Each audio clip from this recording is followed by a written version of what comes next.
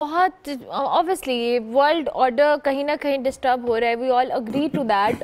لیکن اب صورتحال یہ, آپ چونکہ اکانومی کو بہت باریکی سے بھی صدافہ انسا سمجھتے ہیں, مجھے تو بالکل ایز اے لیمن آئیڈیا اس طرح سے کہ میں ایک عام شہری ہوں اور میرے کنسرنز اپنی جگہ موجود ہیں.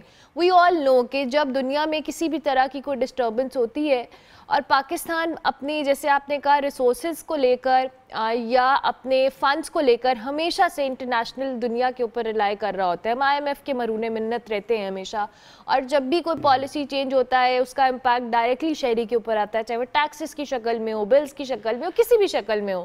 اب میرا ایک عام شہری کے طور پہ کنسرن ہے کہ جی اگر یہ چیزیں ہم نے اس کے لیے کوئی کاؤنٹر اسٹریٹجی نہ بنائی, پھر جو پیٹرول مہنگا ہوگا, پیٹرول مہنگا ہونے کی وجہ سے دیگر اشیاء خورونوش مہنگی ہوں گی, ایک پورا سسٹم ہے جو کہیں نہ کہیں ڈسٹرب ہوگا. سو لوگوں کا جو کنسرن ہے, how would you address that? دیکھیں, لوگوں کا کنسرن ہوتا ہے بالکل دن کے معاملات پہ, روٹی کی کیا قیمت ہے, دال کی کیا قیمت ہے, گھی کی, گوشت کی, مرغی کی, انڈے کی, اسی پہ زندگی چلتی ہے. اگر ان کی قیمتیں نہیں نیچے آئیں گی, اگر یہ ہم کنٹرول نہیں کریں گے, اگر ہم اس میں خود کفیل نہیں ہوں گے تو ہمارے لیے مسئلہ ہوگا. میں آپ کو دال کی مثال دیتا ہوں.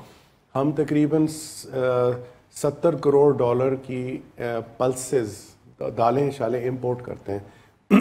مجھے تھوڑا بہت زراعہ کا میں نے جان بوجھ کے ایکسپیرینس لینے کی کوشش کی, تو یہ چیزیں اگانا اتنا مشکل نہیں ہے. تو پاکستان تو ایک زرعی ملک ہے, یہاں پہ تو اگانا, مطلب ان کا امپورٹ کرنا ہی میرا خیال ہے ایک بہت بڑا مسئلہ ہونا چاہیے. لیکن ہم اس چیز کو ہم نے کر نہیں دیا, کیونکہ امپورٹس پہ ہم نے کافی کھلا رکھا ہے اپنے آپ کو.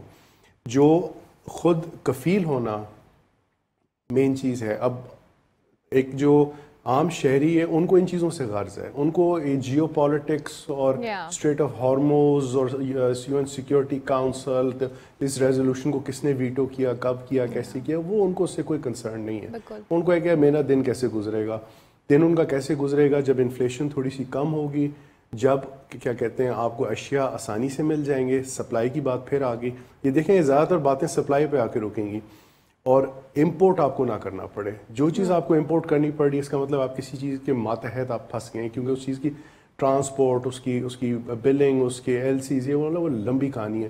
یہ ہمیں سمپلیفائی کرنا ہے اپنے سسٹم کو. اسی لیے میں وہ بار بار, اب آپ نے عام شہری کی بات کی ہے, عام شہری کا تعلق انویریبلی جو تیل کی قیمت ہے اس سے بھی لنکڈ ہے. اسی لیے میں جب میں گورنمنٹ میں تھا, میں نے سولوشن ایک دیا تھا کہ آپ اپنا تیل بالکل 5 لاکھ یا 6 لاکھ بیرل کا ٹارگٹ لگا کے بالکل خود کفیل ہو جائیں, اور جو امپورٹ کرنا ہے کر کے اس کو ری ایکسپورٹ کر دیں, ریفائن کر کے.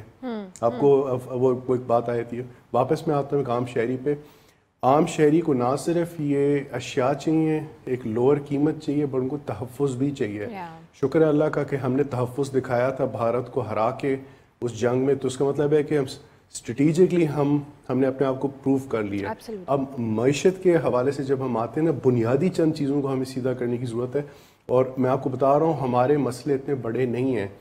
میں آپ کو اس کی ایک ایویڈنس دیتا ہوں. ہم جتنا تیل کنزیوم کر رہے ہیں وہ ملیشیا اور وینزویلا کے لگ بھگ ہے. یہ تو کوئی کمپیریزن ہی نہ ہوا. تو ہم اس پہ کیسے پھنس گئے, کیونکہ یہ 5 لاکھ بیرل تیل جو کروڈ آئل ہے, اس کو پمپ کرنا یا بنانا کیمیکل پروسیس کے ذریعے, یہ ہمیں اس پہ بہت کوئی مشکل نہیں ہونی چاہیے.